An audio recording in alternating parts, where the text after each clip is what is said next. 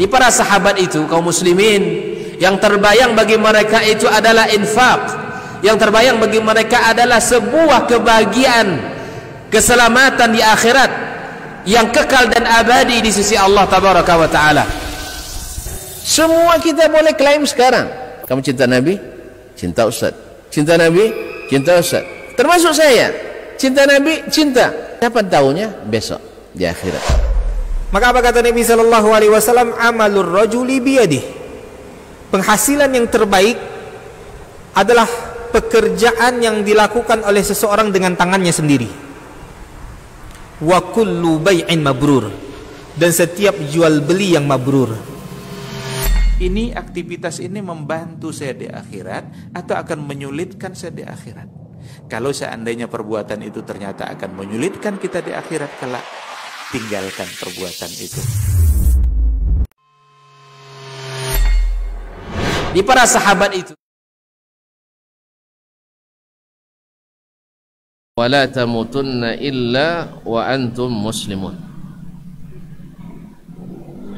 Ma'asyiral hadirin wal hadirat wal musyahidin wal musyahidat, Bapak dan Ibu, saudara-saudara dan saudari, jemaah salat maghrib dan insyaallah isya di Masjid Raudhatis Salihin, Durian Sebatang, Ujung Batu, Kabupaten Rokan Hulu, yang saya muliakan, yang saya hormati, dan saya cintai.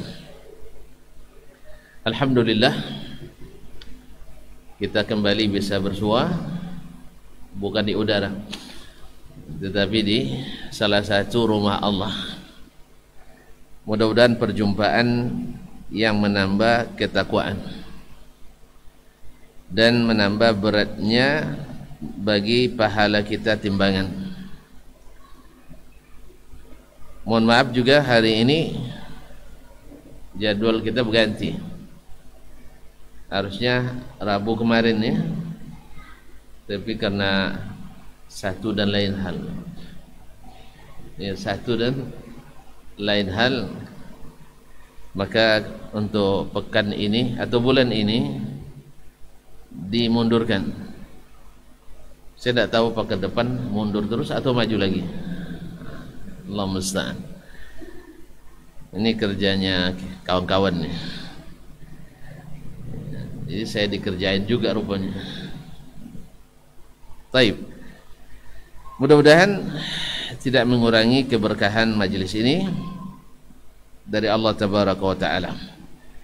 Ma'asyiral ikhwati wal akhawat wal aba'i wal ummahat wal banina wal banat, al musyahidin wal musyahidat, wal hadirin wal hadirat.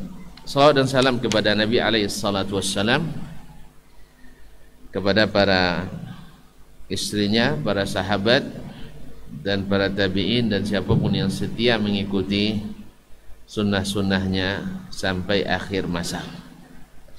Kaum muslimin, masih dalam bab ma abanallahu li khalqihi min fardhihi ala rasuli ittiba'a ma auha ilaihi. Bab Allah menjelaskan kepada makhluknya wajib atas rasulnya mengikuti apa yang diwahyukannya. Jadi rasul wajib mengikuti apa yang diwahyukan kepadanya.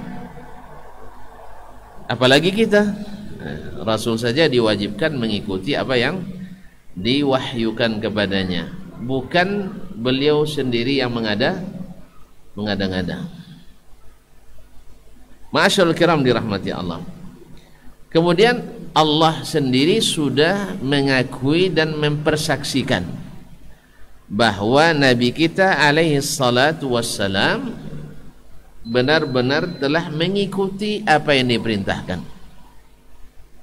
Berarti nyaman kita bahwa Nabi kita sallallahu alaihi wasallam mengikuti apa yang Allah wahyukan kepadanya, diakui oleh Allah sendiri. Jelas. Kemudian wa min hudahu, bahwa Nabi juga berada di atas hidayah. Wa annahu hadin liman ittaba'ah, dan bahwasanya Nabi itu memberi petunjuk bagi yang mengikutinya, bukan bagi yang mengetahuinya. Jelas ya? Jadi hidayah Nabi itu baru dapat bila beliau diikuti. Baru dapat hidayah. Sebagian orang hanya mencintai Nabi tapi tak mau mengikut Nabi sallallahu alaihi wasallam. Ini sebenarnya cinta seperti ini dipertanyakan ya. Karena cinta yang sesungguhnya seperti kata penyair, wa in kunta fi hubbika sadiqan la ata'tahu fa innal muhibba li habib liman yuhibbu muti'un. Kalau kau jujur dalam bercinta, pasti kau taat kepadanya, karena yang mencintai mesti ikut pada yang dicintainya. Maka saya sering katakan, di dalam rumah tangga bila istri taat suami berarti cinta suami istri lebih besar pada suami. Kalau suami yang taat istri, berarti cinta suami lebih berat pada istri. Itu aja, ada teksi aja, hanya itu aja. Bila terasa kita lebih patuh pada istri dari istri pada kita, berarti cinta kita lebih besar, berbahagialah. Dah karena kita lebih mencintai. Ya, mencintai itu kan pahala kan? Mencintai karena Allah tabaraka wa taala. Apa aja disuruhnya. Baru berangkat kan, bang pulang kita. Apa salahnya panggilan pulang? Bang makan di rumah katanya. Daripada makan di luar lebih baik makan di rumah. Bang tidur katanya. Apalah. Iya kaum muslimin dan muslimat dirahmati Allah. Ini yang paham aja. Nah, jadi siapa yang cintanya lebih berat, dia lebih taat. Tapi kalau cinta taatnya tidak nampak, itu hanya rayuan gombal, melagu namanya, melagunya. Makanya orang yang cinta yang setengah-setengah suka belagu cinta. Tapi yang benar-benar cinta jarang dilakukannya, jarang dilakukan. Kalau perlu orang lain tidak tahu, dia sendiri saja. Jangan sampai ikut orang lain. Jelas ya? Paham tuh? Jadi ada orang yang menyanyikan cinta tetapi tak mau mengikuti, tidak mau begitu, berarti cintanya antum bilang palsu. Antum teganya nyebut cinta orang palsu, nanti kita dituduh pula cinta kita yang palsu. Ya, masih belum kuat cintanya itu. Karena seperti kata tadi saya katakan, wa in kunta bi hubbika sadiqan la ata'tahu fa innal muhibba liman yuhibbu muti'u. Kalau kau jujur dalam bercinta, pasti kau taat kepadanya. Dan karena orang yang mencintai itu mesti taat kepada yang dia cintai. Makanya kalau nak bicara tentang cinta, lama pula nanti tidak jadi belajar sufikinya. Ya. Cinta itu ada orang cinta karena ingin sesuatu dari yang dicintai. Ini baru cinta syahwat dan nafsu. Nampak cantik sayang, nampak jelek tidak sayang, ya. Gitu ya. Nampak memikat terikat, tak nampak tak memikat dia minggat. Ini baru cinta kepentingan. Yang kedua, cinta ingin menyenangkan tapi bukan dengan cara yang diinginkan oleh yang dicintai, tapi menurut keinginan yang mencintai. Ini juga masih belum sempurna. Yang sempurna itu adalah mencintai seperti yang diinginkan oleh yang dicintai. Nah, konteksnya di sini mencintai Nabi, yang paling diinginkan Nabi adalah mengikuti Nabi sallallahu alaihi wasallam, baik dalam berbuat maupun dalam meninggalkan. Oleh sebab itu kita bila Nabi sallallahu alaihi wasallam buat bismillah, karena mencintai Nabi berusaha untuk membuatnya sesuai kesanggupan. Dilarang Nabi atau ditinggalkan Nabi, bismillah dengan nama Allah, karena cinta pada Nabi saya ikut meninggalkannya. Jelas Ustaz? Nah, alhamdulillah. Wallahu musta'an. Baik, ikhwani kaum muslimin dan muslimat, kita sampai kemarin pada bab yang menurut tuan-tuan agak susah kemarin memahaminya, kan gitu ya, masih ingat ya? Maka saya bilang besok aja lah gitu ya. Pasalnya tidak sempat ke rumah kemarin menjelaskannya, apalagi satu-satu kan banyak nih. Jadi Imam Asy-Syafi'i rahimahullah menyebutkan sunnah Rasulullah itu dengan kitabullah itu ada dua bentuk. Ya, bila disandingkan dengan Al-Quran, sunnah itu menjadi dua. Salah satunya nassu kitab, artinya Al-Quran secara tekstual langsung menjelaskan hukumnya lengkap. Yang seperti ini fattaba'ahu Rasulullah kama anzalallah. Rasulullah sallallahu ala nabi sallallahu alaihi wasallam, sallallahu alaihi wasallam tinggal mengikuti apa yang Allah turunkan. Jadi sunnahnya Nabi dalam bab ini yang sudah jelas hukumnya oleh Allah Subhanahu wa taala tinggal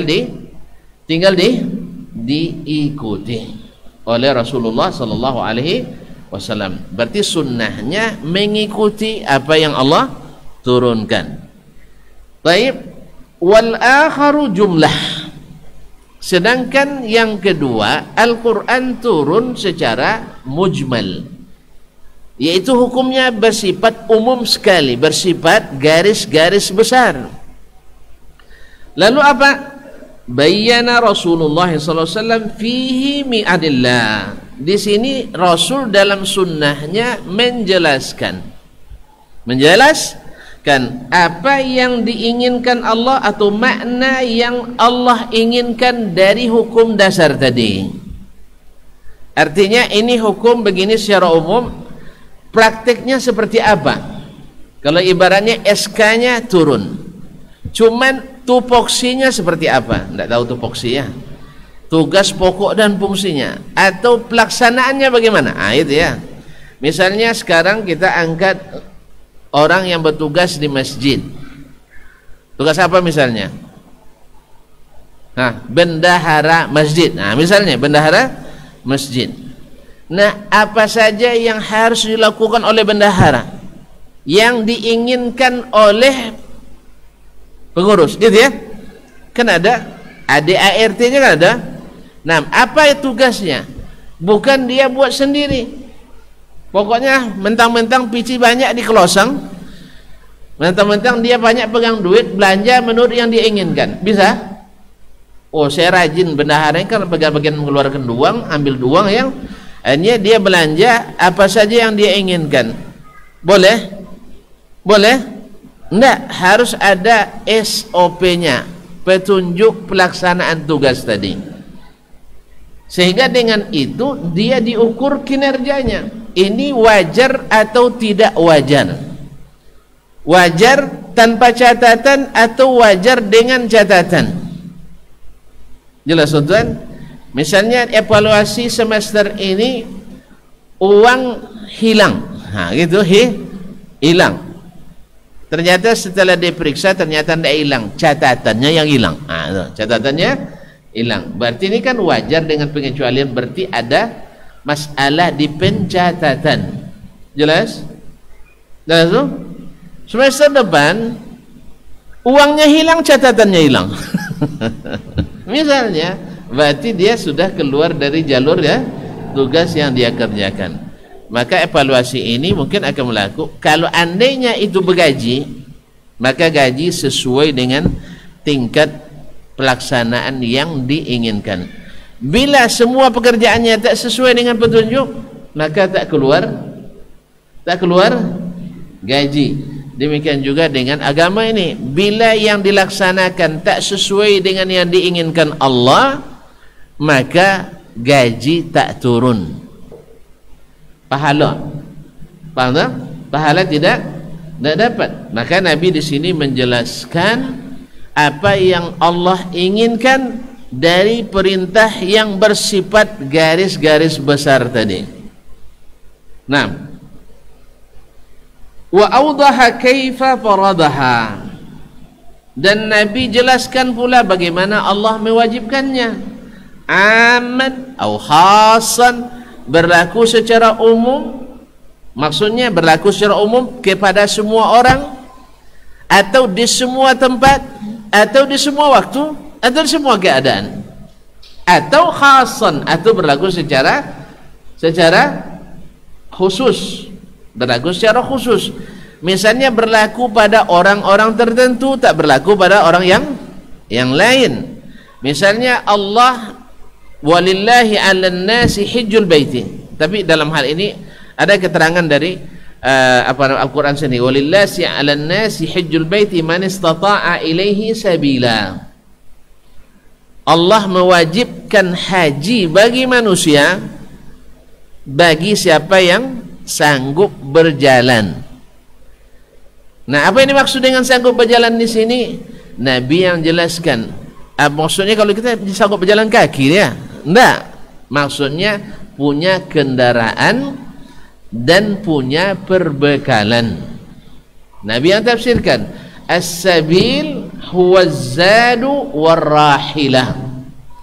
Yang dimaksud oleh Allah dalam liman istata'a ilaihi sabila, siapa yang sanggup berjalan, maksudnya siapa yang punya kendaraan dan punya perbekalan.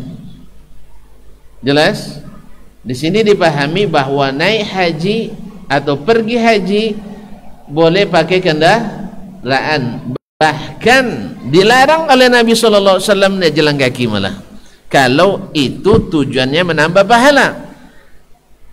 Seperti seorang wanita di zaman Nabi, atau seorang datang ke Nabi SAW bahwa ibunya bernazar naik haji. Kalau bahasa kita naik haji, tak apa pula naik haji, pergi haji dari Madinah ke Makkah jalan kaki.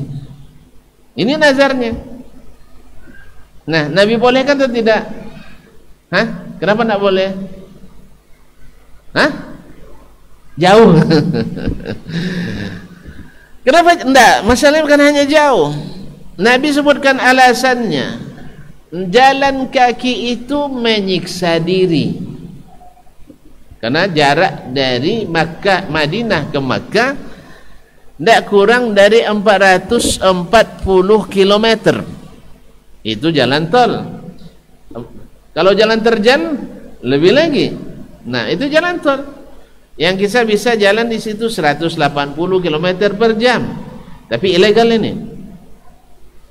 Iya, yang legal 120 cuma. Tapi awak selalu bawa 160, 180.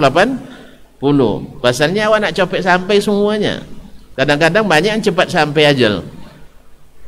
Iya.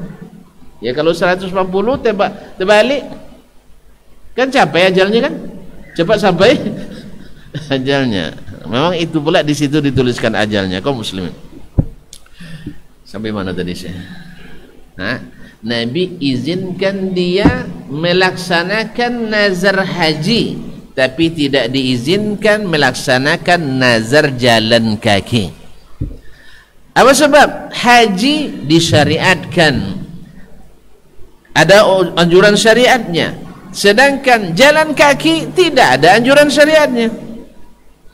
Karena Nabi tafsirkan as-sabil dalam ayat itu adalah az-zadu war-rahilah, ada bekal, ada kendaraan. Maka kata Nabi SAW, innallaha ghaniyun an tu'adziba atau ghaniyun an ta'dzibi ukhtika li nafsiha. Allah itu tidak butuh saudarimu itu atau ibumu itu menyiksa dirinya. Allah tidak suka kita menyiksa diri. Ada lagi contoh lain, seorang bernama Abu Israel. Kenal Abu Israel? Enggak ya? Enggak pernah dengar? Nah, ya disebut dengan Abu Israel. Dilihat oleh Nabi dalam satu perjalanan, dia di tengah panas dikerumuni orang. Apa yang kalian kerumuni, kata Nabi SAW? Hadza Abu Israel nazara ayyasum la yastadhillu wa la yatakallam. Dia bernazar supaya puasanya lebih hebat, puasa sambil berjemur dan tidak berbicara. Masya Allah. Dia ingin apa? Supaya puasanya lebih utama. Kata Nabi sallallahu alaihi wasallam, muruhu liyutimma saumah. Suruh dia sempurnakan berjemurnya, puasanya. Sempurnakan puasanya. Wal yastadhil, hendaklah dia berlindung dari panas. Wal yatakallam, dan boleh bercakap. Jadi Nabi bolehkan puasa karena puasa disyariatkan. Nabi larang berjemur karena tidak disyariatkan. Dan Nabi larang dia menahan berbicara karena tidak disyariatkan untuk tidak berbicara dalam puasa. Niatnya baik tadi? Niatnya baik? Baik apa buruk? Baik, supaya puasanya lebih berkesan, gitu ya, berkesan, lebih hebat dari yang lain, lebih teruk puasanya. Allah tak suka kita menerukkan badan kita.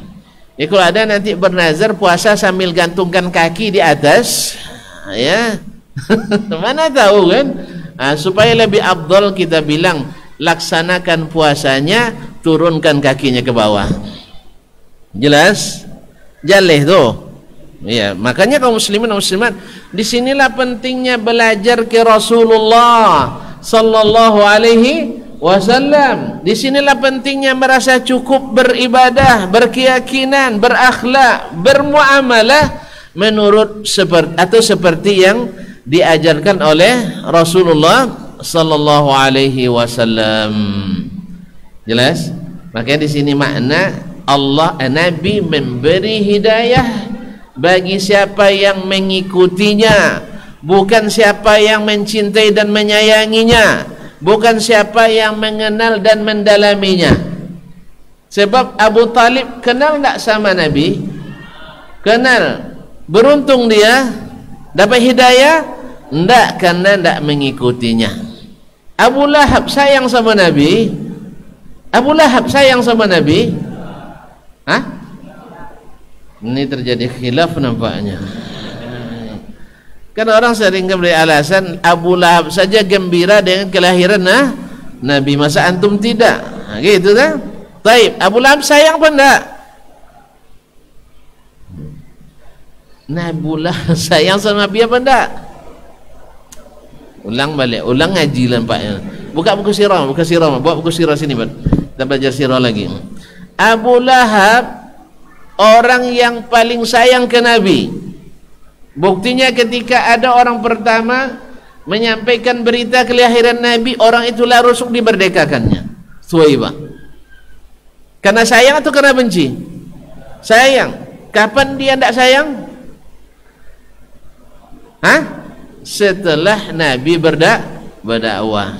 Sayang dia apa enggak? Sayang. Menggeleng lagi sayang, Allah hadir kan. Cuman dia tidak mau mengikuti. Kenal apa tidak? Kenal tak sifat Nabi? Kenal, tapi dia tidak mengikuti. Jadi antum nanti kenal sifat Nabi, orangnya penyayang, murah senyum, orangnya Masya Allah, sambil nangis-nangis antum mengapakannya, tapi pas disodorkan ini sunnahnya, ini ajarannya, oh saya tidak mau ngikutinya. Cinta antum hanya cintalah go, kan berlagu tadi cerita oleh hadik. Antum hanya pintar nyanyi cinta, tapi tak pandai subhanallah ya Syekh. Antum hanya pandai nyanyi cinta, tak pandai bercinta. Makanya kaum muslimin dan muslimat dirahmati Allah, sering orang mentamsilkan orang yang tidak jujur dalam berkata, selalu orang bilang dia sudah belagu. Dia sudah belagu karena lagu selalu bohong pada umumnya. Dalam lagu Masya Allah diangkat setinggi-tingginya, bahkan sambil menangis-nangis antum belagu, iya kan?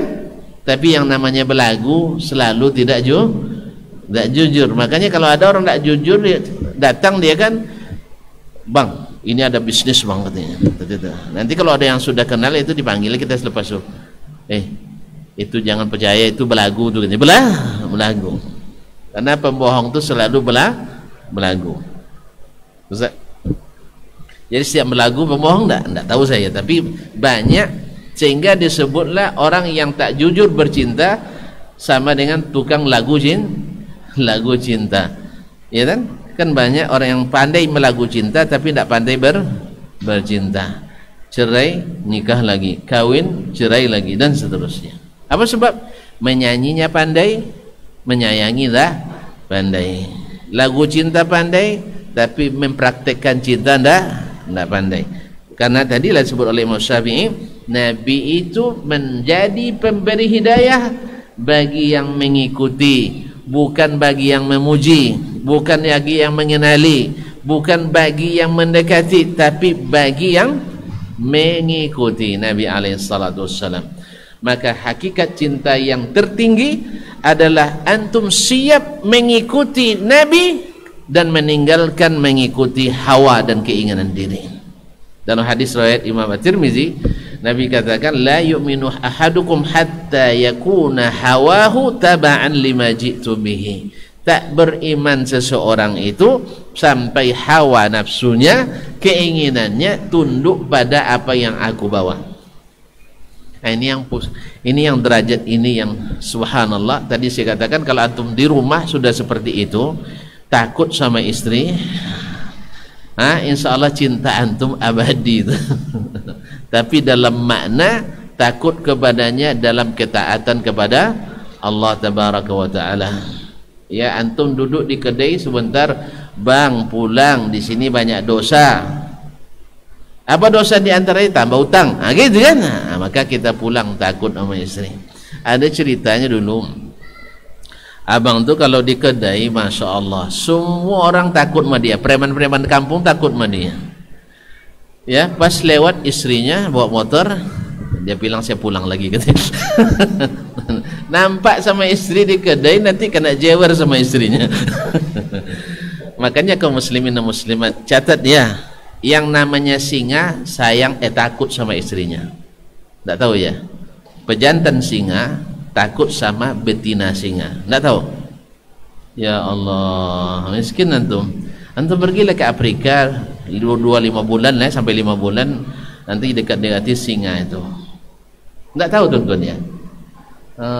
Makanya kalau orang-orang pemberani lalu disebut singa, insya Allah di rumahnya ya, yang singa-singa itu di rumah tunduk sama istri. Maka ingat, masih ada kisah singa jinak sama seseorang, masih ingat? Lupa lagi, mau dengar ceritanya? Ya subhanallah, saya potong ceritanya nih. Ada cerita seorang laki-laki, istrinya garang, dan dia masya Allah karena sayang tidak pernah melawan sama istrinya. Istrinya berlawan terus, dia tak pernah menjawab. Akhirnya karena istrinya garang, dia setiap bekerja, kerjanya cari kayu bakar, selalu dibantu oleh singa mengangkat kayu bakarnya. Singa jantan. Mungkin singa itu bilang sama dia, kita senasib kawan katanya. Makanya simpati dia. Ya, karena senasib sepenanggungan. Jadi catat ya, singa jantan taat sama singa betina. Jadi kalau ada bapak-bapak nanti sangar di luar, tolong diteliti sampai ke rumahnya. Biasa takut sama istrinya. Apa sebab? Dia tidak bisa nengokkan taringnya di rumah, maka tengoknya di luar. Nah, tapi yang tidak kok sangar di luar belum tentu juga singa di dalam. Itu ya, tidak berlaku hukum terbalik. Baiklah kaum muslimin dan muslimat dirahmati Allah. Balik sini ya, bahwa Nabi SAW datang menjelaskan apa yang diinginkan Allah dari hukum yang disebutkan secara garis besar tadi. Jelas? Makanya bertanya ke Nabi apa yang dimaksud oleh Allah tabaraka wa ta'ala. Wa auda kaifa faradaha aman aw khasan wa kaifa arada ya'tiya bihil ibad, dan seperti apa mesti didatangkan, dikerjakan oleh hamba. Berarti kan keterangan Nabi sudah lengkap kan?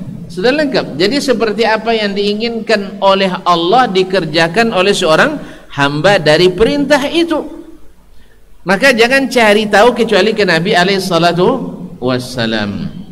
wa kilahuma taba'a fihi kitaballah, baik yang pertama yaitu secara lengkap hukumnya dan pelaksanaannya dalam Quran ataupun hukum umum di Al-Quran lalu penjabaran dalam hadis, kedua-duanya Nabi mengikuti kitabullah, mengikuti kitab Allah, sehingga tak boleh bertentangan antara Al-Quran dan Sunnah. Kalau terlihat bertentangan misalnya, maka kita tanya ke Imamul A'immah Muhammad ibn Ishaq ibn Khuzaimah, bahwa sini ayat atau hadis yang menurut antum bertentangan, akan saya jelaskan bahwa dia tidak bertentangan. Jadi bertentangan itu bukan karena Al-Quran dan hadisnya bertentangan, tapi pemahaman dan pemikiran kita yang membuatnya bertentangan. Karena Allah jamin, walau kana min indi ghairillah lawajadu fi ikhtilafan katsira. Andainya datang dari selain Allah, pasti terdapat padanya perselisihan yang banyak. Ini jam antum cepatkan ya? Hah? Set. Hah? Pas itu? Serius sih? Azan maghrib yang lambat tadi. Sudah masuk azan? Belum ya? Belum ya, kita double hari ini kan? Ya, pasalnya kan dimundurkan. Ya, kemundurkan panjang waktunya. Nah, baik. Baik kaum muslimin dan muslimat dirahmati Allah. Qala falam a'lam min ahli ilmi mukhalifan. Saya tidak ada perbedaan pendapat atau tidak ada di kalangan ulama yang berbeda pendapatnya fi anna sunanan nabi sallallahu alaihi wasallam min thalathati wujuh, bahwasanya sunnah Nabi sallallahu alaihi wasallam ditinjau, dilihat dari tiga bentuk atau tiga wajah. Fajtama'u minha ala wajhaini, mereka sepakat dalam dua wajah, dua bentuk ya. Wal wajhani yajtami'ani wa yatafarra'an, dan kedua wajah itu bersatu dan bercabang. Ahaduhuma, salah satu dari keduanya, ma anzalallahu fihi nassa kitab, yaitu yang Allah turunkan nasnya dalam Alkitab. Fabayyana Rasulullah sallallahu alaihi wasallam mithla ma nassal kitab, lalu Rasulullah SAW jelaskan persis seperti yang disebutkan dalam Al-Quranul Karim. Jadi penguat lagi. Jadi apa? Penguat keterangan dari Al-Quranul Karim. Nah, taib. Wal akharu, yang kedua yang disepakati oleh para ulama itu adalah wal akhar mimma anzalallahu fihi jumlata kitab, yaitu diantara yang Allah turunkan jumlata kitab, yaitu secara garis besar dalam Al-Quranul Karim. Fabayyana anillahi makna ma arad, dan Allah dan Nabi SAW menerangkan makna yang diinginkan Allah sebagai mewakili Allah menjelaskannya. Karena dalam Al-Quran Allah tidak jelaskan langsung, maka Rasul diberikan hak oleh Allah untuk menjelaskannya. Allah memberikan hak menjelaskannya kepada Rasulullah sallallahu alaihi wasallam dalam sunnah-sunnahnya. Wa hadhanil wajhan alladzani lam yakhtalifu fihima, yang dua ini tidak ada perbedaan pendapat ulama di antara, tidak ada perbedaan pendapat di antara para ulama dalam masalah ini, yaitu Al-Quran menjelaskan lengkap lalu dikuatkan dengan sunnah, atau Al-Quran menjelaskan sebagian lalu dilengkapi oleh as-sunnah. Ini disepakati oleh para ulama. Nah, yang ketiga ini kemarin kita berhenti di situ. Sekarang habis pula waktu lagi. Besok diulang lagi nampaknya. Hah? Ada lagi bulan ini, Wan? Tidak ada bulan depan lagi. Ini amanah ini. Tambah lagi mas ini, Wan. Kasihan orangnya. Wan. Besok saya sini lagi ya. Baik. Wal wajhu tsalis, wajah yang ketiga, bentuk yang ketiga, ma sanna Rasulullah sallallahu alaihi wasallam fi ma laysa fihi nassu kitab, yaitu sesuatu yang disunnahkan Rasulullah sallallahu alaihi wasallam tapi tidak ada dalam nasnya dalam Quran, Al-Quranul Karim. Sebagian ulama mazhab menjelaskan ini az-zaid 'alan nas. Az-zaid 'alan nas. Artinya tidak ada dalam Al-Qur'an hukumnya. Hanya Nabi sendiri yang menjelaskan hukumnya. Nah, apakah ini boleh? Tentu saja boleh, karena Nabi adalah syari'. Nabi termasuk pembuat syariat. Dan beliau maksum, dijaga oleh Allah tabaraka wa taala. Nabi berijtihad, iya, tapi ijtihad Nabi selalu dijaga oleh Allah tabaraka wa taala. Naam, faminhum man qala, di antara ulama ada yang mengatakan ja'alallahu lahu bima aftarada min ta'ati. Ini hak yang Allah berikan pada Nabi.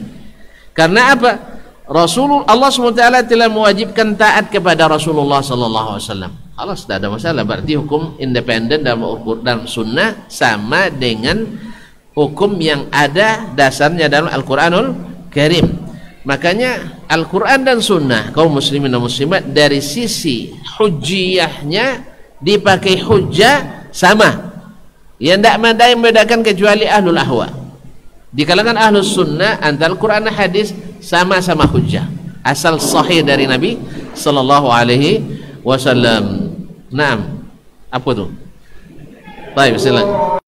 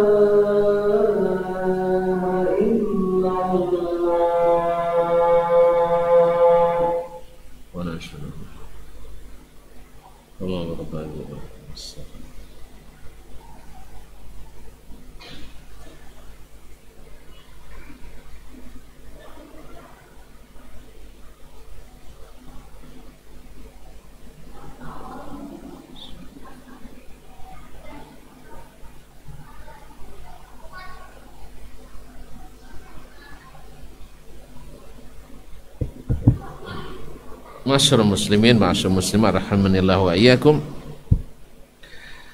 Di antara mereka ada yang mengatakan ja'alallahu lahu, ini hak yang Allah berikan kepada Nabi alaihi salatu wassalam untuk menetapkan hukum yang tidak disebutkan dalam Al-Quran, bimaftarada min ta'atihi, karena Allah telah mewajibkan taat kepadanya dan mengatakan taat kepada Nabi sama dengan taat kepada Allah tabaraka wa ta'ala. Wa sabaqa fi ilmihi min tawqifihi liridah, min taufiqihi liridah, dan sudah Allah ketahui dalam ilmunya yang qadim bahwa Nabi diberikannya taufik untuk mendapatkan ridhanya. Artinya apapun yang dilakukannya termasuk mentashri', membuat hukum syariat, itu atas dasar taufik dari Allah dan akan mendapatkan hukum yang diridai oleh Allah tabaraka wa ta'ala. Ayya sunnah fi ma laysa fihi nassu kitab, yaitu Nabi sallallahu alaihi wasallam menyunnahkan sesuatu yang tidak ada nasnya dalam kitab Al-Qur'anul Karim, yang tidak ada dalam Al-Qur'anul Karim. Wa minhum man qala, di antara mereka ada pula yang berkata, lam yasunna sunnatan qat, tidak ada satupun sunnah yang disunnahkan Nabi SAW illa walaha aslun fil kitab, kecuali mesti ada pondasinya, hukum asalnya dalam dasarnya, dasar pijakannya mesti ada landasannya dalam Al-Quranul Karim. Kama kanat sunnatuhu litabyini adadis salati wa amaliha, seperti mana Nabi SAW dalam sunnahnya menjelaskan bilangan salat dan amaliyahnya salat, ala asli jumlati fardhis salah, dibangun di atas landasan pokok difardukannya salat. Difardukan salat ada dalam Al-Quran kan? Ada dalam Al-Quran. Berdasarkan landasan itulah Nabi menjelaskan tadi amaliyah salat dan bilangannya. Wa kadzalika masanna minal buyu', seperti itu pula yang beliau sunnahkan dalam bab jual beli. Wa ghairiha minas syara'i, dan hukum-hukum lainnya yang termasuk dalam hukum syariat. Lianna Allah qala, karena Allah berfirman, la ta'kulu amwalakum bainakum bil batil, janganlah kalian memakan harta sesama kalian dengan cara yang batil. Ini landasannya. Dari landasan ini setiap jual beli yang mengakibatkan makan harta dengan cara batil, maka Nabi syariatkan larangan untuk melakukannya. Karena dalam jual beli lebih banyak larangan. Tapi sebab apa? Hukum asalnya, saya ulang lagi, dalam jual beli hadis-hadisnya lebih banyak bersifat larangan. Apa sebab? Karena hukum asalnya jual beli itu boleh semuanya, maka yang banyak hadisnya tentang larangan. Beda dengan ibadah dan akidah, lebih banyak suruhan. Apa sebab? Ayo kebalikan yang tadi ya, subhanallah. Nah, sebab hukum asalnya akidah dan ibadah tidak boleh kecuali ada suruhan. Jelas? Tidak jelas nampaknya dah. Buat penelitian nanti. Dalam bab jual beli lebih banyak isinya larangan dalam hadis. Sebab apa? Sebab hukum asalnya boleh. Makanya kalau ada orang melarang nanti, saya sedang main kelereng misalnya, tiba-tiba antum larang, Ustaz haram Ustaz, mana dalil yang melarangnya? Jelas? Jelas ya? Naam. Tapi kalau saya solat misalnya, saya buat solat tamat kuliah misalnya, ya, lalu antum larang, lalu saya protes, mana dalil yang melarang? Tidak, salah antum. Yang betul, mana dalil yang membolehkan? Karena solat tak boleh dibuat-buat. Solat tak boleh dibuat-buat. Nambah rakaatnya aja tidak boleh, apalagi nambah solat secara utuh. Paham tak? Nambah rakaat salat boleh tak? Tidak. Apalagi nambah solat secara Nambah sebagiannya saja tidak boleh, apalagi nambah seluruhnya. Lehadik 6. Ini solat duha, ya saya tambah menjadi 3 rakaat sekali salam. Boleh enggak? Enggak boleh kan? Ya menambahnya salatnya tetap duha, ditambah rakaatnya sekali salam 3. Enggak boleh. Apalagi membuat salat khusus. Ya Allah ya Rabbi, tuan-tuan ini lapar semua nampak ini. Membuat salat sempurna khusus tentu lebih dilarang. Apa sebab? Karena hukum asalnya ibadah itu dilarang kecuali ada dalil yang membolehkan. Makanya dalam masalah ibadah nanti jangan tanya mana dalil yang melarang, mana dalil yang menyuruh. Karena ada sebuah buku ditulis mana dalil yang melarang, dibuatnya contoh-contoh ibadah. Ya enggak ada lah yang melarang, karena hukum asalnya memang terlarang. Hukum asalnya terlarang, tidak perlu larangan lagi. Hukum asalnya terlarang. Makanya seluruh ibadah jahiliyah, kenapa dikatakan jahiliyah? Karena mereka buat-buat sendiri. Jelas tuh? Kalau tidak halal semua ibadah nanti kaum muslimin. Orang ini bikin ibadah agamanya, ini bikin ibadah, semua menuju kepada Allah juga katanya. Enggak. Paham. Kalau ada nanti yang melarang antum main kelereng, tanyakan dalil mana yang melarang. Tapi kalau ada orang yang melarang antum berdoa, tanya dalil mana yang membolehkan. Bukan dalil melarang. Mana dalil yang membolehkan. Ya. Jelas? Karena apa? Hukum asalnya ibadah itu dilarang kecuali ada dalilnya. Hukum muamalah, hukum asalnya boleh semuanya kecuali ada dalil yang membolehkan. Makanya kalau tuan-tuan amati nanti, silakan diteliti aja lah, baca kita kata hadis tu. Makanya dalam bab jual beli nanti banyak bunyinya larangan. Naha Rasulullah, ya kan? Naha Rasulullah wa mana'a Rasulullah wa harrama Rasulullah sallallahu alaihi wasallam, atau Allah yang mengharamkan sendiri. Dalam bab ini, dalam bab ibadah isinya banyak perintah. Kenapa? Hukum asalnya ibadah itu dilarang, maka tidak boleh kecuali ada perintahnya. Dan hukum asalnya muamalah itu adalah boleh, makanya buatlah selama tidak ada larangannya. Kalau ada larangan baru ditinggalkan. Jalan ya. Alhamdulillah. Kalau gitu selesai kita. Kemarin kan karena tidak jelas kita tundakan, sekarang sudah selesai. Alhamdulillah. Masya Allah. Memang kemarin karena ngantuk sebenarnya itu. Ya, karena ngantuk. Kayaknya gaji malam Ahad lebih bagus nampaknya ya. Hah? Iya, lambat ngantuk nampaknya. Memang malam panjang memang. Malam Ahad itu kan malam panjang kan. Baik, kita lanjutkan ya. Nah, makanya lihat di sini. Lianna Allah qala wa la ta'kulu amwalakum bainakum bil batil. Jangan makan. Kalau salat bunyinya apa? Jangan salat. Hah? Kalau salat bunyinya jangan salat atau salatlah? Karena hukum asalnya ibadah enggak boleh, maka disuruh harus ada dalil yang membolehkannya. Puasa, kutiba alaikumus siyam. Kalau haji, nah baru bingung. Wa atimul hajja wal umrata lillah walillahi 'alan nas hijjul baiti. Ya. Jadi kalau nikah, hukum asalnya dilarang atau boleh?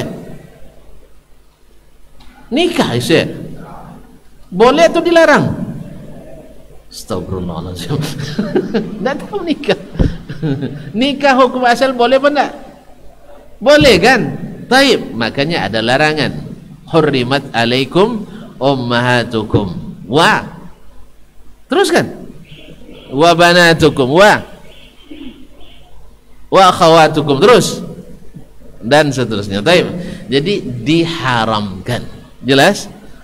Jelas? Nah, makanya karena hukum asalnya boleh, maka ada beberapa yang dilarang, maka banyak larangan. Jelas ya? Naam, wala yaghtab ba'dukum ba'dah, misalnya la yaskhar qaumun min qaumin asa yakunu khairan minhum wala nisa'un min nisa'in asa yakunna khair. Karena hukumnya bicara itu asal halal asalnya, tapi ada yang dilarang, yaitu bicara yang sifatnya merendahkan, bicara yang sifatnya mencela, mencaci maki atau ghibah. Tapi kalau bicara hukum asalnya boleh apa enggak? Boleh kan? Kita bercerita hukum asalnya boleh atau terlarang? Boleh. Maka ada larangan, la yaskhar qaumun min qaumin. Jelas? Wala tasubbu dan seterusnya. Jelas?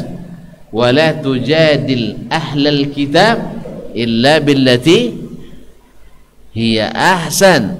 Hukum asalnya mujadalah boleh, berdiskusi kan boleh hukum asalnya, tapi ada yang dilarang, yaitu yang tidak beradab.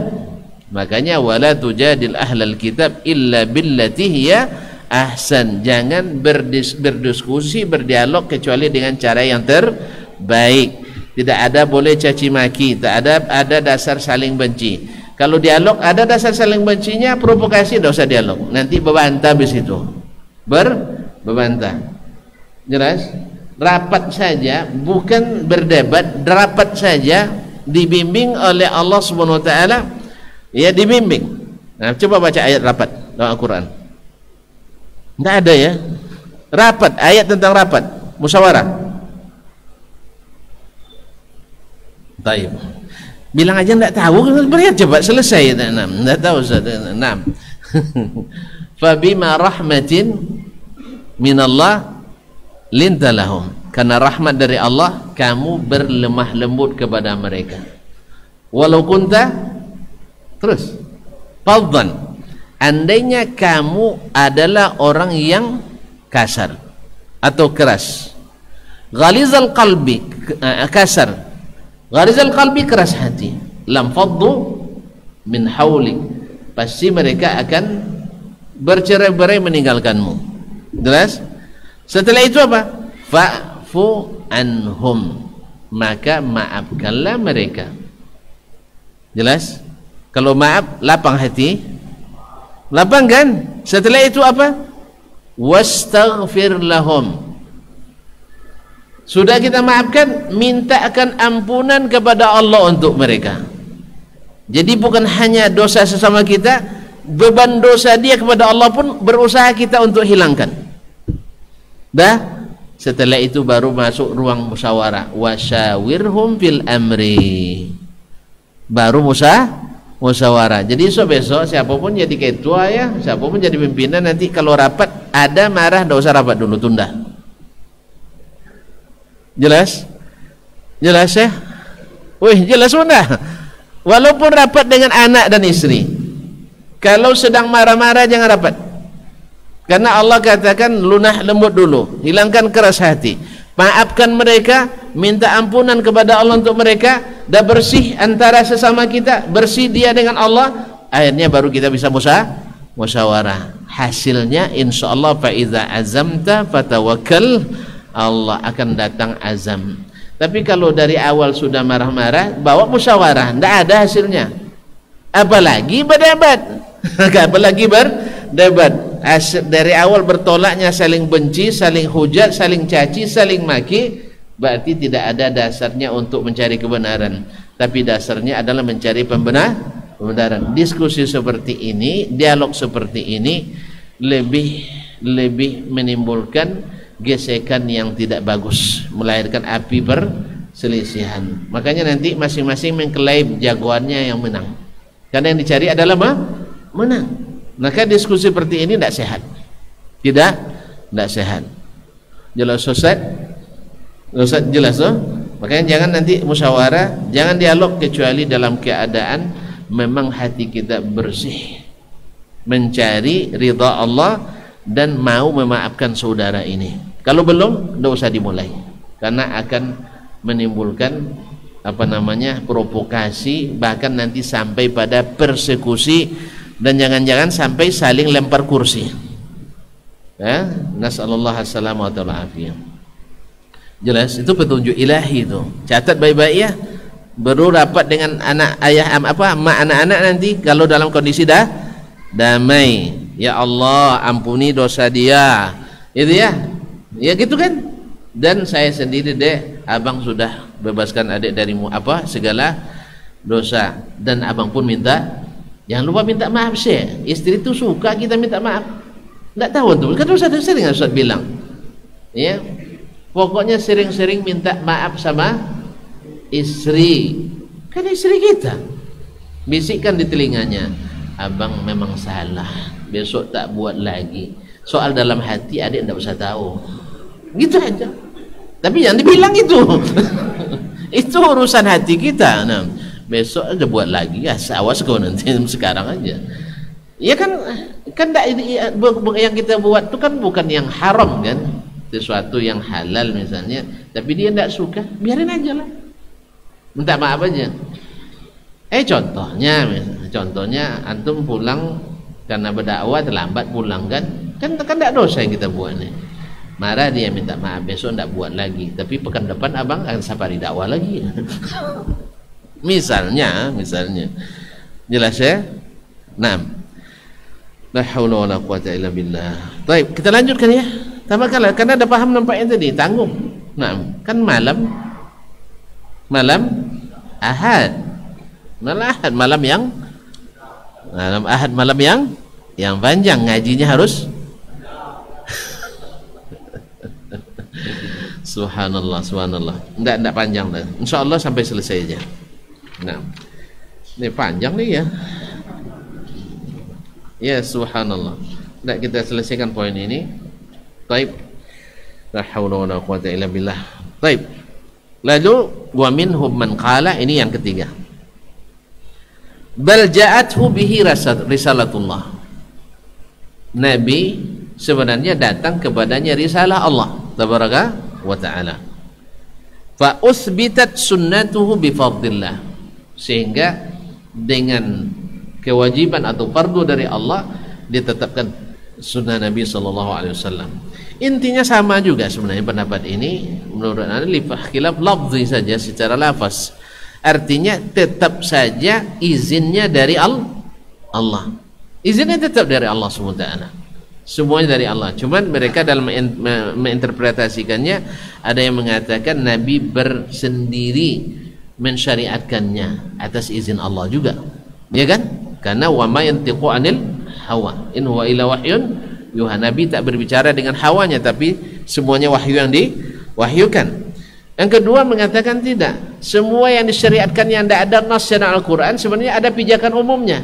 Dalil umum seperti larangan tadi ya, jangan makan harta di antara kalian dengan cara yang batil. 6. Atau wahallallahu al-bai'a wa harrama riba. Allah menghalalkan jual beli dan mengharamkan riba. 6. Fama ahalla wa harram fa innama bayyana fi anillah kama bayyana shalah. Sebenarnya apa yang dia halalkan dan haramkan dia jelaskan dari Allah tabaraka wa ta'ala, sebagaimana beliau menjelaskan tentang masalah salat tadi.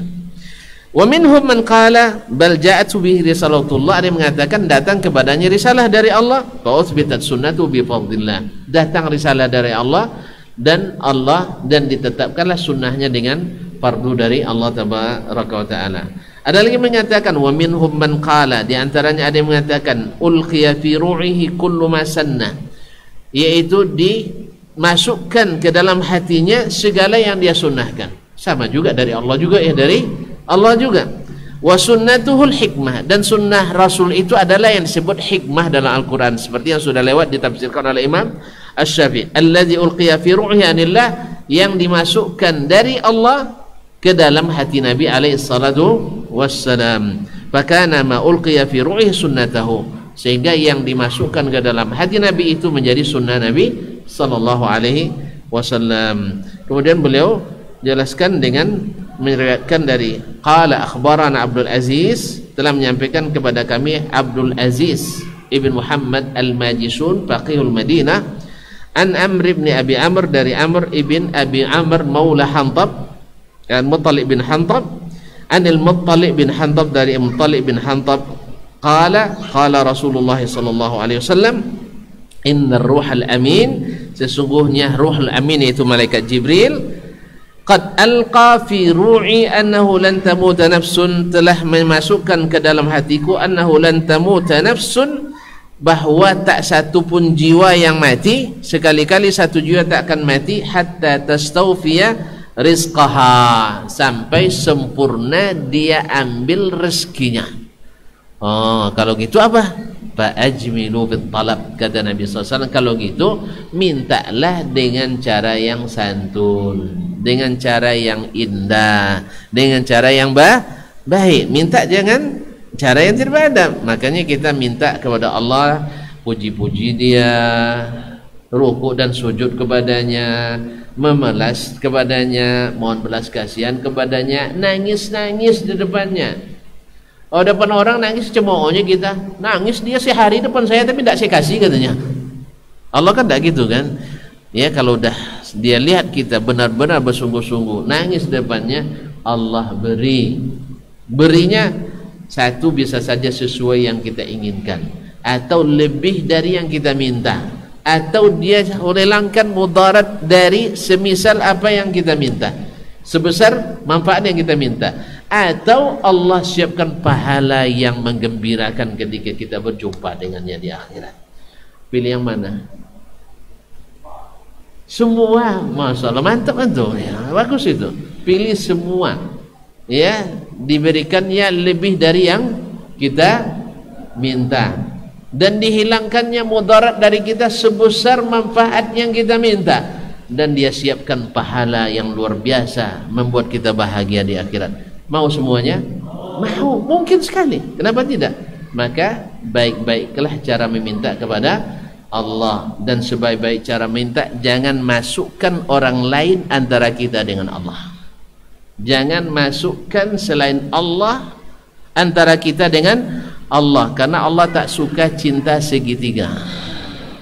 Antum aja tak suka segitiga, apalagi Allah SWT. Ana aghna syuraka 'anil syirki man 'amila 'amalan asyraka fihi ma'i ghairi taraktuhu wa syirka. Saya paling tidak suka kepada syirik, sekutu. Siapa yang beribadah kepadaku dalam keadaan dia menyekutukan aku dengan yang lain, maka aku tinggalkan dia dan sekutunya itu.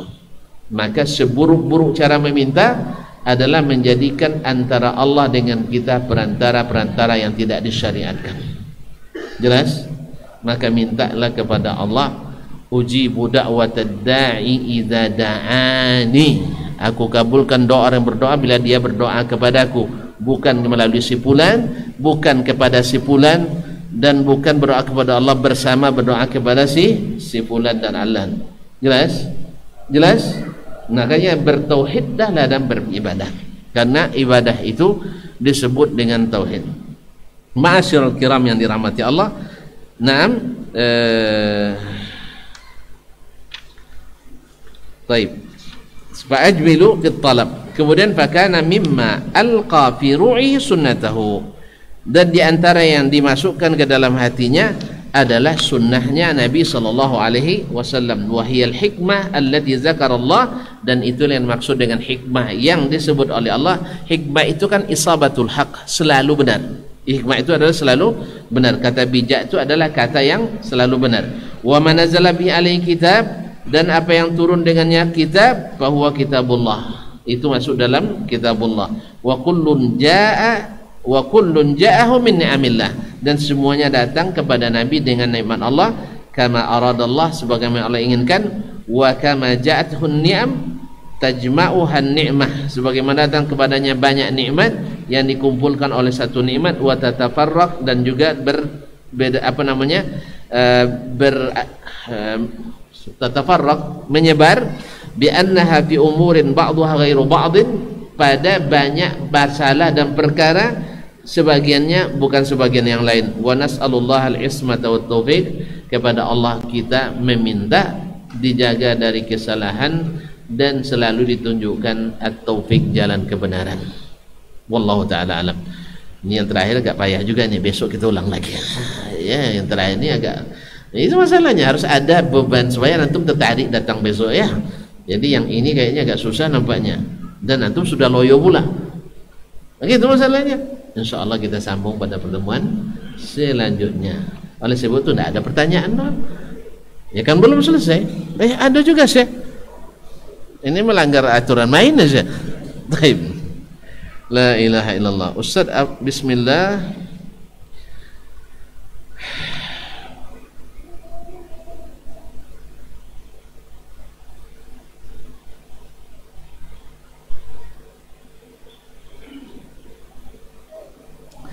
Baik, kaum muslimin dan muslimat dirahmati Allah Subhanahu wa taala. Ustaz, apa benar dalam mazhab Syafi'i hadis tentang Nabi mencium istrinya setelah wudu dihukum dhaif sehingga tidak dapat dijadikan dalil untuk bolehnya bersentuhan dengan istri atau wanita muhrim lainnya setelah wudu? Tentang masalah hadis itu bukan masalah mazhab. Ya, mazhab tidak kaitannya dengan masalah dhaif atau tidaknya. Tetapi hadis ini memang sebagian ulama mendhaifkannya. Tetapi dia diriwayatkan dari, bukan hanya dari Aisyah, juga diriwayatkan dari Ummi Salamah, diriwayatkan juga dari Maimunah, sehingga dengan syawahidnya hadis ini kuat, seperti yang dikatakan oleh Imam Ad-Daraqutni di dalam Al-Ilal. Bagi yang mengatakannya dhaif, tidak memakai hadis ini, tidak memakai hadis ini. Tetapi seperti yang sudah disebutkan sebelumnya atau ketika membahas masalah apa namanya, ayat aula mastumun nisa, aula mastumun nisa, atau kalian menyentuh wanita, menyentuh wanita. Nah di sini Allah Subhanahu wa taala sebelumnya menyebutkan au jaa ahadukum minal ghaithi aw lamastumun nisa falam tajidu ma'an fatayammamu sa'idan thayyiban. Dalam ayat ini Allah sebutkan pertama au jaa ahadum minkum minal ghaith, seorang dari kalian, salah seorang dari kalian selesai buang hajat. Ini pertanyaan panjang dikit jawabannya sih. Antum yang nanya. Orang ini ada loyo dia. Baik, mudah-mudahan mudah dipahamkan nanti ya. Jadi seseorang datang selesai buang hajat, hadas besar, hadas kecil, hadas besar, hadas kecil. Subhanallah. Hadas besar, hadas kecil, bukan hajat besar, hajat kecil. BAB BAK itu hadas besar, hadas kecil. Apa buktinya hadas kecil? Karena tidak wajib mandi. Tapi ada sebagian kita yang asal buang hajat mesti, itu urusan lain, dia sendiri yang mandi. Nah, intinya ini hadas kecil, jelas. Kemudian setelah itu aula mastumun nisa, atau kalian menyentuh perempuan. Maksudnya di sini istri ya, jangan pada sembarang perempuan ya, istri kalian atau yang istri maksudnya. Aula mastumun nisa, atau kalian menyentuh perempuan. Terjadi khilaf di antara ulama menafsirkan ayat ini. Imam Asy-Syafi'i rahimahullah mengatakan lamastum maknanya lamasa, yaitu menyentuh. Sehingga menurut beliau menyentuh perempuan itu batal wudu. Nah hadis tadi menurut beliau tidak sabit atau tidak sahih. Sehingga dalam mazhab Syafi'i menyentuh wanita, dalam hal ini istri sendiri dan wanita lain yang bukan mahram, maka batal wudu. Jelas dalam mazhab Imam Asy-Syafi'i rahimahullah, karena beliau pertama hadis tadi tidak dianggapnya sahih. Yang kedua bahwasanya ayat tadi maknanya adalah menyentuh. Maknanya menyentuh. Artinya bukan saling bersentuhan. Paham saling bersentuhan? Itu muqaddimahnya. warming up-nya apa istilahnya Pak, apa istilahnya? Hah? Pau up. Antum udah pandai rupanya sekarang. Muslimat. Mukaddimahnya. Nah. Baik, lah jelas ya. Dari istidlalnya dari ayat dan hadis dan masih banyak yang lain lagi. Sedangkan sebagian ulama mengatakan tidak batal. Di antaranya adalah Imam Ahmad bin Hanbal rahimahullah dan juga Imam Abu Hanifah rahmatullah alal jami', bahwasanya yang dimaksud dengan lamastum, karena lamasa wazannya fa'ala, maknanya adalah lil musyarakah. Lil musyarakah. Apa makna musyarakah? Saling menyentuh. Kalau sudah saling menyentuh akan berujung pada pada wajib mandi. Makanya ulama yang menafsirkan lamastum itu dengan makna saling menyentuh, ikut apa? Sebab vulgar sama tuan nampaknya tidak paham juga. Pahamnya saling menyentuh tuh? Di mana biasa? Di kamar. Iyalah, dah paham alhamdulillah. Paham alhamdulillah. Di kamar. Alhamdulillah. Kira tidak paham tadi, mohon maaf. Terima kasih antum menjawab. Sehingga yang lain juga paham. Tadi ragu-ragu sih. Jadi saling menyentuh berarti di sini yang dimaksud hadas besar apa hadas kecil? Hadas besar. Jelas? Maka para ulama yang menafsirkan aulamastum dengan hadas besar berarti tidak menyebabkan hadas kecil. Paham? Kok mengerjitkan kening nampaknya. Saya ulang kembali. Kalau tadi Imam Syafi'i memaknainya dengan hadas kecil sehingga bersentuhan saja langsung batal.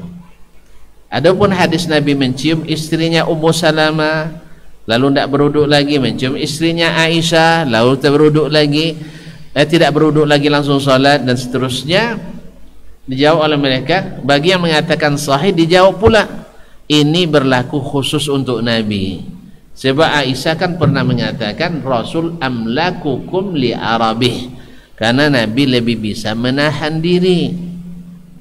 Jelas? Tidak titik-titik. Jelas? Nabi lebih bisa menahan diri.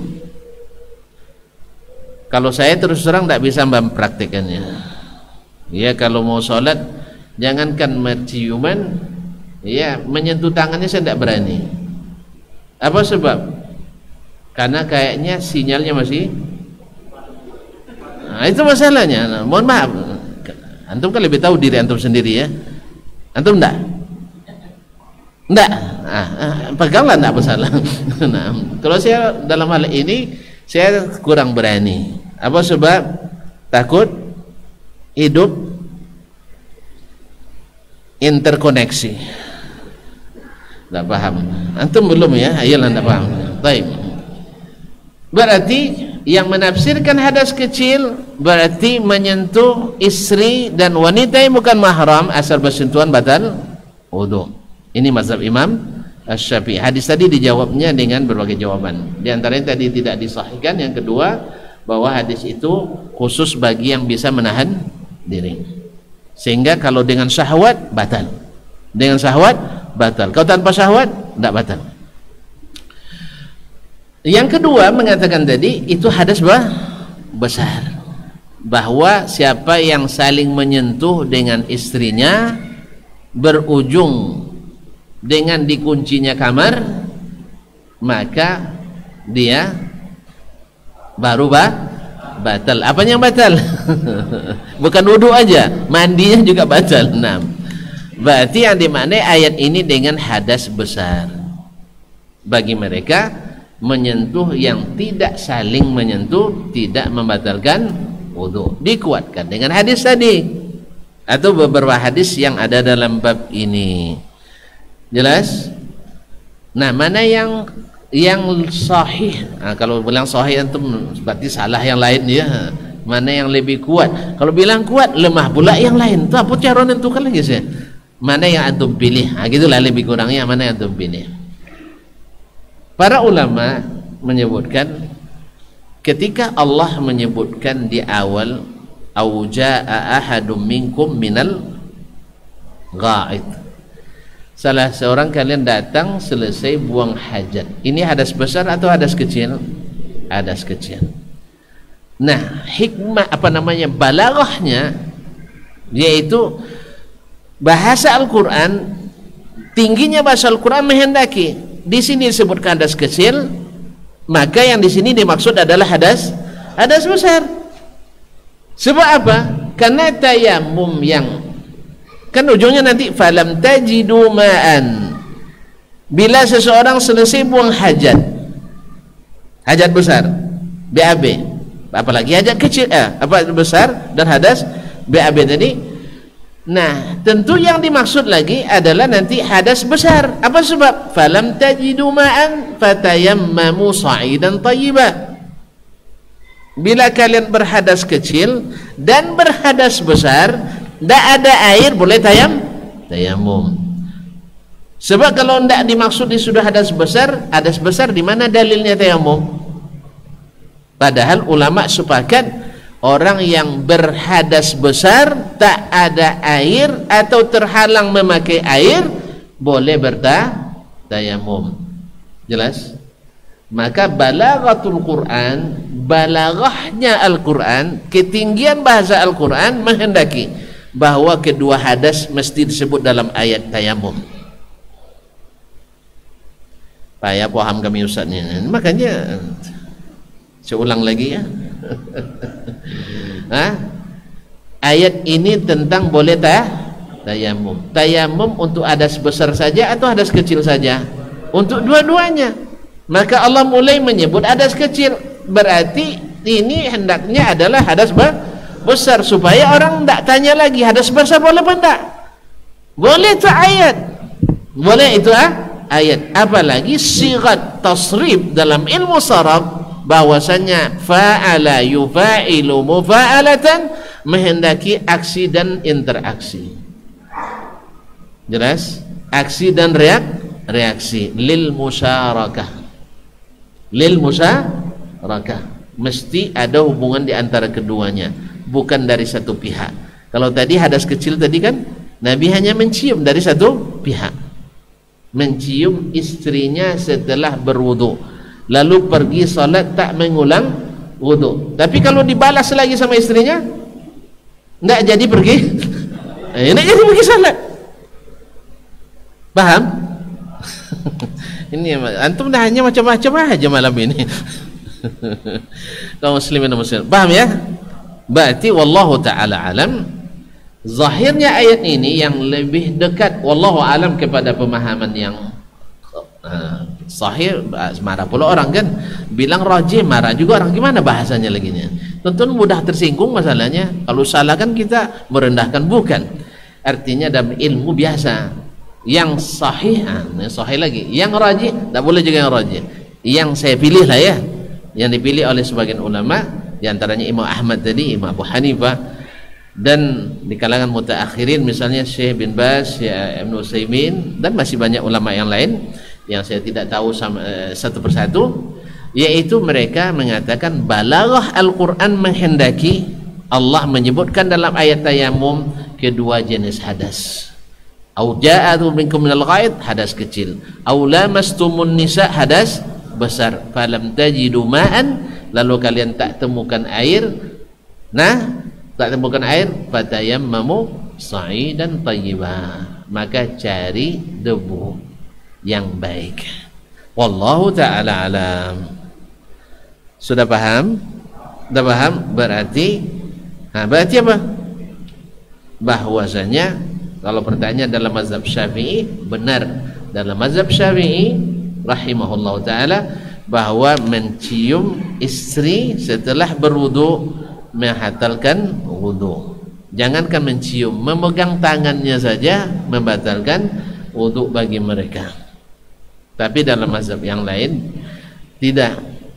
Ini tidak batal berdasarkan makna ayat seperti yang kita katakan tadi, dan juga hadis-hadis yang banyak tentang Nabi SAW menyentuh istrinya tidak mengulang wudu. Wallahu taala alam. Nah, bagaimana untuk mengamalkannya? Terserah antum sendiri mana yang lebih kuat. Kalau saya mengamalkannya tidak batal, walaupun saya tak berani untuk mempraktekkannya setelah wudu. Ini terus terangnya, belum berani saya mencium istri saya setelah wudu lalu pergi ke masjid. Sebab takut nanti seperti kawan tadi. Ada kawan baru diterima kuliah di Madinah, baru nikah, pergi sana baca Quran murajaah, nampak gambar istri di Quran tuh. Takut nanti pas apa pula jadi imam teringat saya tak berani. Tapi mazhab saya tidak membatalkan wudu kecuali disertai oleh membangkitkan hasran. Nah, ini yang kita takutkan. Kalau antum masih takut, tidak usah dipraktikkan. Ya, kalau saya masih takut. Entah kalau besok ya. Entah kalau besok, kalau sekarang masih ketakutan saya. Sebab apa? Itulah, masing-masing kita tahu di mana level kita, apakah level 2, level 3, level 4. Kalau masih level 4 wajib PPKM. Kan itu kan, zona merah mesti PSBB. Nah, itu. Tapi kalau sudah level 1 nanti sudah landai, nah itu urusan.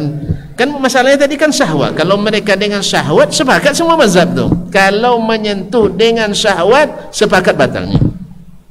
Apalagi kalau diikuti keluar mazi, keluar dan sebagainya, apalagi keluar mani, itu lebih enak. Dan kan ada sebagian orang seperti Ali bin Abi Thalib radhiyallahu taala anhu, kan Ali termasuk level tinggi. Jadi dia bilang sering keluar mazinya. Nak nanya ke Nabi malu. Terpaksa nuju Miqdad ibn Amr al-Ansari untuk bertanya. Kenapa dia malu? Menantu. Kan malu lah kita kan, istrinya istri kita anak beliau. Ya, bapak cara ya kata kan bahaya kita diberi cerita. Jadi oleh sebab itu Ali minta yang lain bertanya, karena dia sering keluar mazi. Jadi kalau masih artinya level tadi level 4 mesti PPKM dulu. Tapi kalau sudah landai nanti sudah di bawah level 1, insyaallah mazhab yang saya pilih adalah yang mengatakan tidak batal kalau tanpa syahwat. Wallahu taala alam. Ada lagi pertanyaan, bagaimana musim haji Ustaz katanya? Musim haji. Nah, gimana? Nah, sebagian bilang pindah mazhab kita. Pindah mazhab. Sebagian lagi bilang pokoknya asal tersinggung tayamum langsung. Toko punggung kawan tayamum deh. Punggung kawan keringat yang ada maksudnya dituntut. Oleh sebab itu Allahumma musta'an, sebagian bilang kita keluar dari mazhab Syafi'i sementara, pilih mazhab Hambali dan Hanafi. Ya, setelah itu nanti setelah selesai baru otomatis balik Syafi'i lagi. Nah, wallahu alam. Sebagian tetap mazhab Syafi'i, tapi setiap bersentuhan tayamum di punggung kawan. Jangan coba-coba ke lantai nanti dibijak sama orang.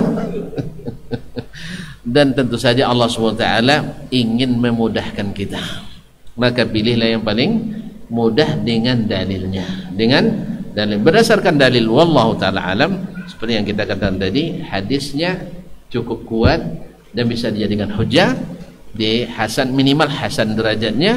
Sedangkan dari sisi makna ayat sudah kita sebutkan tadi, bahwa hikmah atau balaghatul Quran menghendaki di awalnya hadas kecil dan di akhirnya hadas besar, sehingga kedua-duanya bisa dihilangkan dengan tayamum.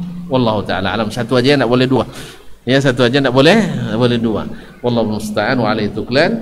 Insyaallah kita jumpa kembali pada kesempatan yang akan datang dengan izin Al-Karim Ar-Rahman. Terima kasih dan mohon maaf. Subhanakallahumma bihamdik asyhadu an la ilaha illa ant astaghfiruka wa atubu ilaik. Wassalamualaikum warahmatullahi wabarakatuh.